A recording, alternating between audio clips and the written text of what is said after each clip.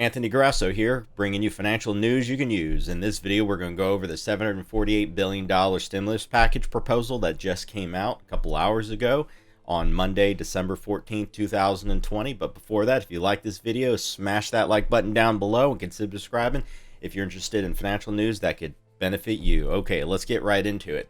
So my earlier update today, I said they were going to, the bipartisan group was going to bring that $748 billion package and actually framework and actually bring it on the floor today, and they actually did. So it boosts education, vaccine, transportation, and other funding. And it does have a separate bill. Like I said, there's two bills. There's a $748 billion deal, and then there's the add-on $160 billion state and local funding. And it's married with short-term liability shield for employers.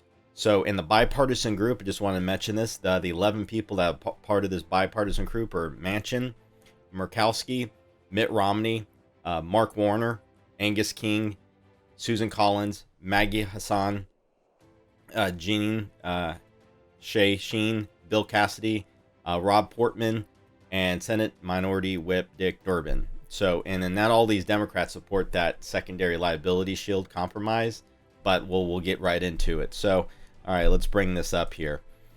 This is straight from the bipartisan group here. As you can see here, there is an extension of all unemployment assistance for 16 weeks with a supplement of $300 per week.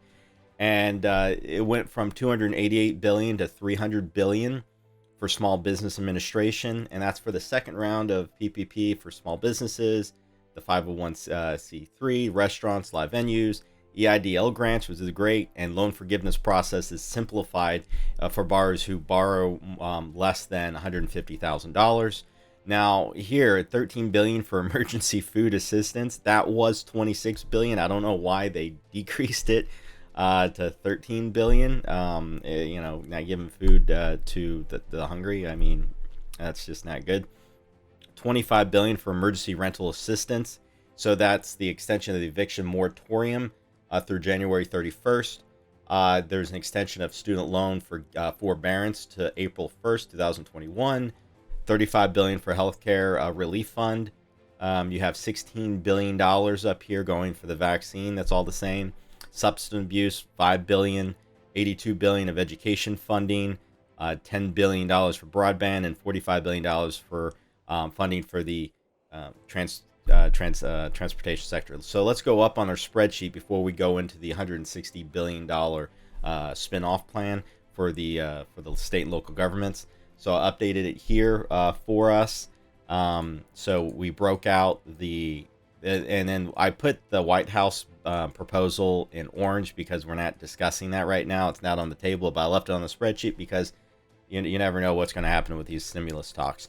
So the original bipartisan group had the $908 billion plan. So this was the original $908 billion framework, and this is what came out today.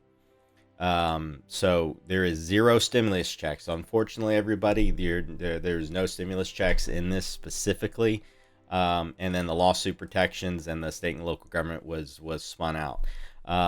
So almost everything is almost identical here, but there's just a few nuances which I just described. So now let's go into, that was the first bill. Now that this has consensus with most Democrats and Republicans right now, but let's go into the controversial state and local government funding. So the breakout of the $160 billion is $8 billion to the travel set, and it's distributed to the states based upon revenue losses and proportion of the U.S. population. Counties and municipalities get the $60.8 billion, and each state entitled to a minimum of $500 million. So there's the baseline of it. The states get $91.2 billion, and states are prohibited. Let me bring this up from using the funding for public pension funds. And then here are the liability protections that are the controversial part that the Democrats are not liking. So Republicans and Democrats basically agree on the state and local funding right here. But what they don't agree on, what the Democrats or don't agree on, is how far this liability protections go. So that's basically the state of the two plans. Now let's go back. Let's go back here.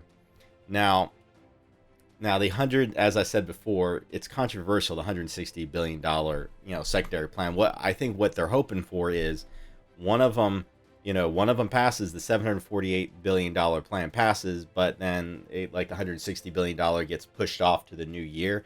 That might be what's going on. Now, it's not clear what exactly Mitch McConnell and Nancy Pelosi will do with it, because they're the leaders of the parties, Senate Majority Leader and the House House Speaker.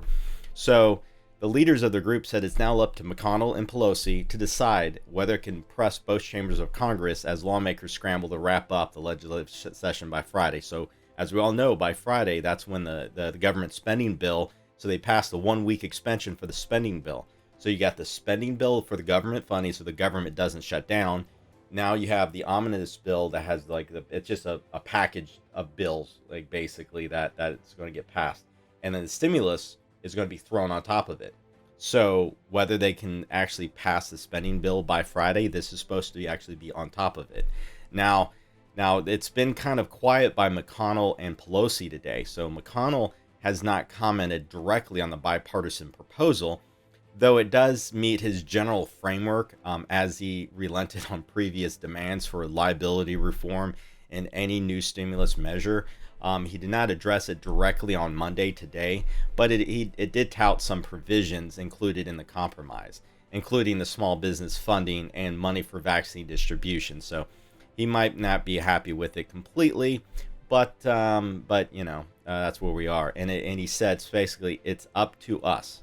We decide. This is entirely within our control. He said I can speak. So McConnell can speak for the Republican side, and he said we want to make a law to agree where we can and help people who need. That's what he said this afternoon. Now Pelosi wouldn't say today whether she's open for dropping Democrats' demands for additional state and local funding. That would be above the $160 billion bill by the bipartisan group right now. There is a lot that want like $300 billion, $400 billion for state and local governments. She said, quote, I very much support state and local, Pelosi said. We are in negotiations. So basically, that sentence right there just gets me. We are in negotiations.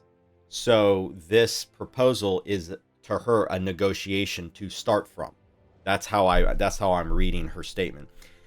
She added, when asked by reporters if it still had a red line for Democrats, Senate Minority Leader Chuck Schumer echoed her position and said he needed to see the legislative text of the centrist bill. So they basically, both Pelosi and Schumer are basically saying, well, I'm not going to say no to it right now, but I really want to have time to think about it and speak with my constituents before he makes a decision.